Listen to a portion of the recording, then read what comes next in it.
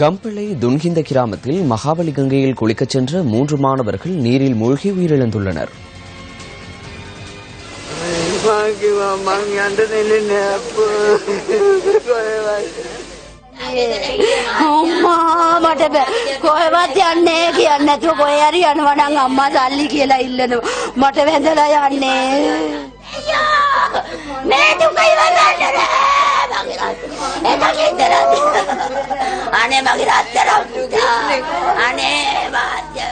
பதிமூன்று வயதான தெமிய சுப்பு நவரத்ன, ஷமிக சந்தீப செனவிரத்ன மற்றும் கயான் அமித பண்டார ஆகியோரே இவ்வாறு நீரில் மூழ்கி உயிரிழந்துள்ளனர்.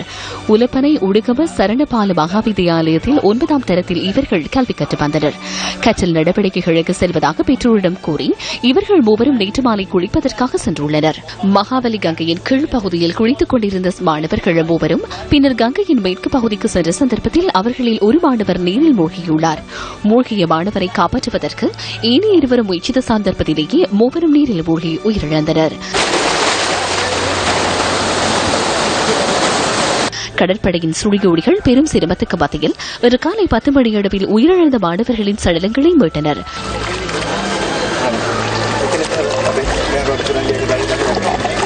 இவர்களுடன் குளிக்க சென்று உயிர் தப்பிய மாணவன் ஒருவர் சம்பவத்தை விவரித்தார்.